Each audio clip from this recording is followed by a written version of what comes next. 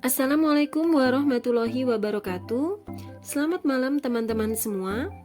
Apa kabarnya hari ini? Sudah siap untuk menyimak pelajaran prakarya kali ini? Pastikan kalian sudah menyiapkan buku dan alat tulisnya, serta jangan lupa berdoa dulu ya sebelum kita memulai belajar. Pada hari ini Ibu akan melanjutkan materi modul 13, yaitu mengenai menuai laba dari limbah kayu. Materi menuai laba dari limbah kayu ini merupakan materi kelas 12 untuk pendidikan kesetaraan paket C. Pada modul sebelumnya, yaitu modul 12, kita sudah mengetahui bersama bahwa kerajinan limbah kayu merupakan potensi unggul yang dapat kita kembangkan. Produk dan jasa yang unggul yang dimaksud yaitu menetapkan salah satu dari sedemikian banyak produk atau jasa yang dimiliki untuk dapat dikembangkan lebih dari yang lainnya. Tentunya tidak mudah bagi seorang wirausaha untuk menghasilkan produk dan jasa yang unggul. Di dalam kewirausahaan pendidikan terdapat 5 kata kunci yang penting demi terciptanya tujuan pendidikan. Apa sajakah? Yang pertama adalah sistematis. Artinya, prosesnya tersistem, memiliki perangkat organisasi yang jelas, ada kepemimpinan dengan visi dan misi yang terang di dalamnya. Kata kunci yang kedua adalah kreatif, yaitu kemampuan seseorang untuk menciptakan sesuatu. Yang ketiga adalah inovatif, yaitu bersifat memperkenalkan atau mengembangkan hal-hal baru dari penciptaan yang sudah dibuat. Yang keempat adalah produktif, yaitu terus-menerus bekerja dan menghasilkan hal-hal yang kreatif dan inovatif. Dan yang terakhir adalah responsif, yaitu kemampuan untuk selalu adaptasi atau adaptif terhadap tuntutan perubahan zaman. Nah teman-teman, dari 5 kata kunci kewirausahaan pendidikan yang Ibu jelaskan sebelumnya, ada 2 kata kunci yang memang benar-benar harus kita gali dan kita kembangkan. Apakah itu? Yaitu kreatif dan inovatif. Cara yang dapat dilakukan dalam menggali kreatif dan inovatif agar kualitas produk dan jasa yang kita hasilkan menjadi unggul antara lain: yang pertama adalah ubah cara berpikir dari yang negatif ke yang positif. Yang kedua, jangan takut untuk mencoba hal baru. Yang ketiga, tingkatkanlah kepercayaan diri kalian. Dan yang terakhir adalah jangan lupa untuk selalu berdoa. Sebagai penggerak usaha, agar lebih mudah menjalankan usahanya, maka diperlukan pengetahuan dan pemahaman mengenai break-even point atau BEP.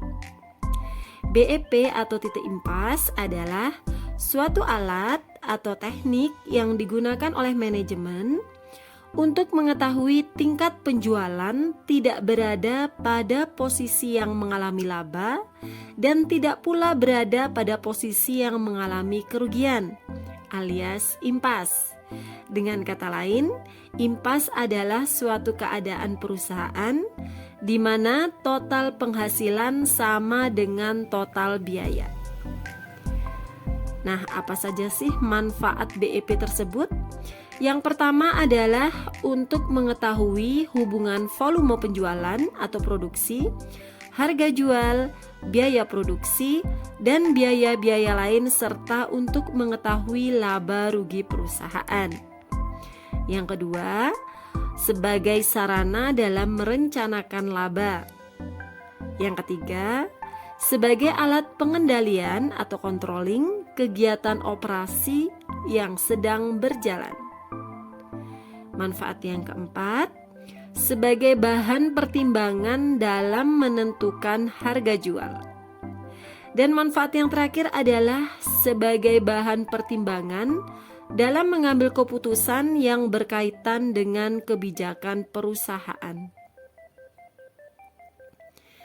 Nah, komponen-komponen dalam perhitungan dasar BEP ada 3, yaitu yang pertama adalah fixed cost atau biaya tetap, adalah biaya yang dikeluarkan tetap atau konstan meskipun ada kegiatan produksi maupun tidak ada produksi. Apa saja contoh dari biaya tetap adalah sewa tempat, gaji karyawan, biaya penyusutan, dan lain sebagainya. Komponen BEP yang kedua adalah variable cost atau biaya variabel. Biaya variabel adalah biaya yang bersifat dinamis yang tergantung pada tingkat volume produksi.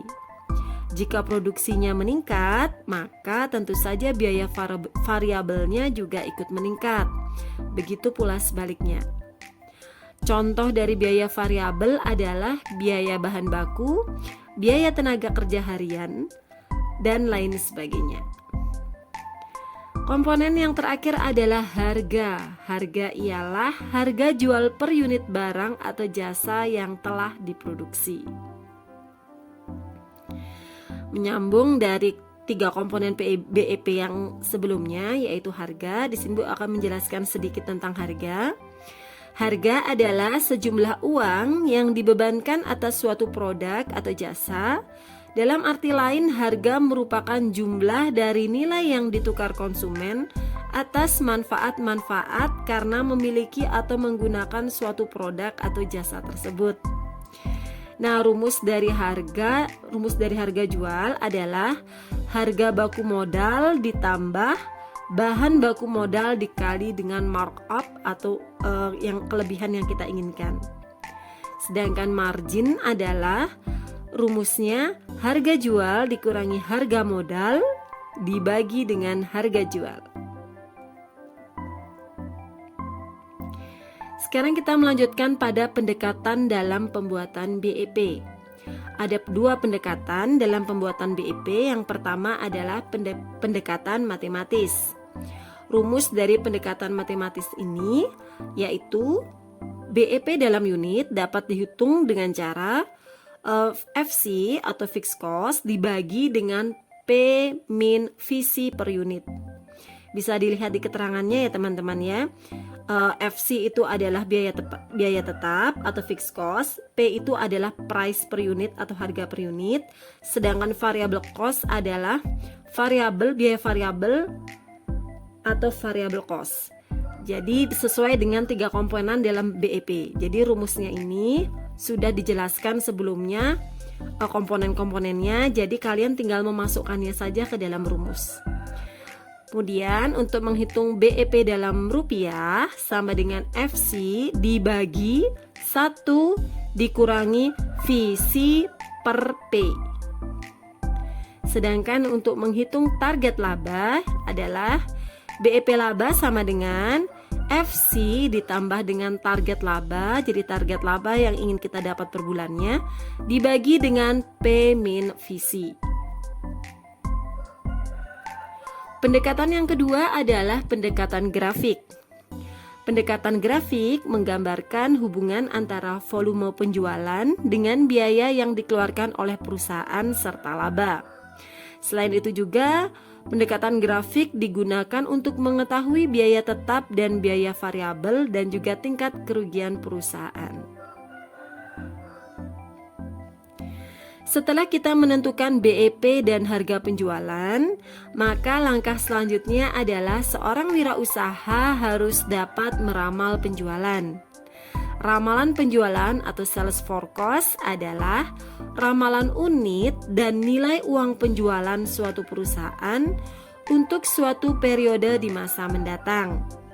Peramalan penjualan diantaranya adalah membuat perencanaan laba dan keuntungan penjualan. Apa aja sih manfaat dari peramalan penjualan? Manfaatnya antara lain ialah 1. Sebagai pedoman kerja. Kedua, sebagai alat manajemen untuk menciptakan koordinasi kerja. Dan yang terakhir adalah sebagai alat manajemen untuk melakukan evaluasi atau pengawasan kerja. Nah teman-teman, kita sudah mengetahui ya cara menentukan harga jual sebuah produk dan jasa. Nah, sekarang kita akan mempelajari mengenai harga pokok penjualan atau HPP. Berbeda dengan harga pokok penjualan atau HPP adalah seluruh biaya langsung yang dikeluarkan untuk memperoleh barang dan atau jasa yang dijual. HPP mencakup biaya apa saja? Yang pertama adalah biaya bahan baku, kedua adalah biaya tenaga kerja langsung, dan yang ketiga adalah biaya overhead atau semua biaya dalam laporan laba rugi. Tujuan dari perhitungan HPP adalah untuk mengetahui besarnya biaya yang dikeluarkan dalam produksi barang dan jasa.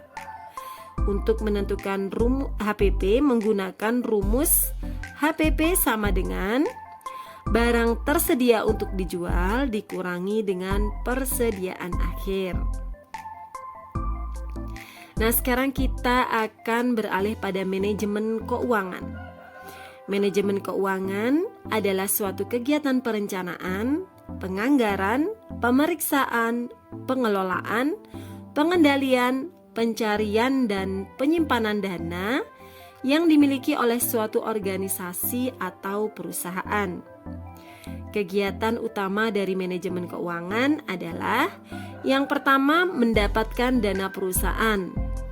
Mendapatkan dana perusahaan di sini merupakan aktivitas yang bertujuan untuk memperoleh sumber dana. Kegiatan utama yang kedua adalah menggunakan dana perusahaan.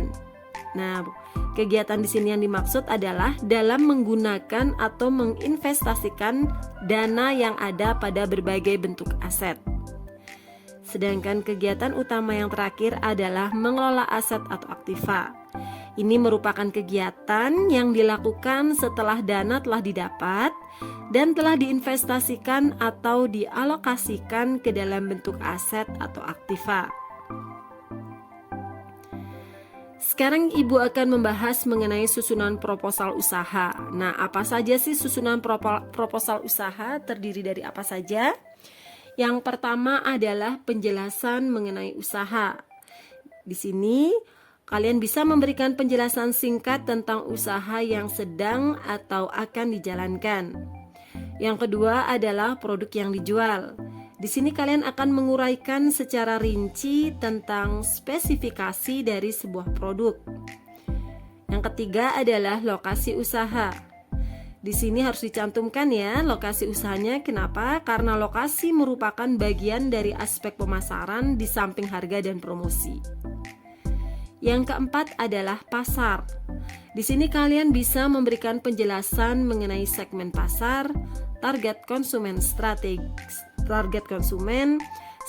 pemasaran, termasuk juga kebijakan harga. Yang kelima adalah persaingan. Di sini kalian harus bisa menjelaskan posisi usahanya dan persaingannya dalam pasar. Selain itu juga menggambarkan strategi yang akan dijalankan untuk memenangkan persaingan. Yang keenam adalah laporan keuangan. Untuk perusahaan yang baru memulai usaha, maka harus menyertakan rencana modal, estimasi biaya, dan pendapatannya. Namun, bagi perusahaan yang telah memiliki usaha, maka wajib menyertakan laporan keuangan yang lalu dan juga rencana usaha. Susunan yang ketujuh adalah manajemen usaha. Di sini kalian dapat menjelaskan secara detail tentang bentuk kepemilikan, struktur modal, peranan organisasi perusahaan, dan status badan hukum usaha. Yang kedelapan adalah personalia. Di sini kalian bisa menjelaskan mengenai susunan personalia dalam struktur organisasi perusahaan, lengkap dengan jumlah pegawai dan latar belakang pendidikan. Yang kesembilan adalah proposal kredit. Dalam proposal kredit, kalian dapat mengajukan sejumlah dana yang diperlukan dalam mengembangkan usaha, beserta rincian alokasi penggunaan dana. Dan yang terakhir adalah lampiran. Pada lampiran berisi dokumen-dokumen penting perusahaan seperti akta pendirian perusahaan, SIUP, sertifikat tanah, dan lain sebagainya. Alhamdulillah, selesai sudah materi modul 13, mata pelajaran prakarya mengenai menuai laba dari limbah kayu.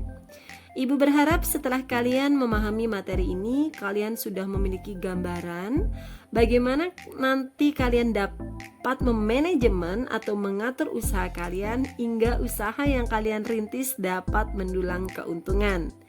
Semoga apa yang Ibu sampaikan pada hari ini bisa bermanfaat dan menambah wawasan keilmuan kalian. Ibu mohon maaf apabila ada kata-kata yang kurang berkenan bagi kalian. Sekian dan terima kasih. Wassalamualaikum warahmatullahi wabarakatuh.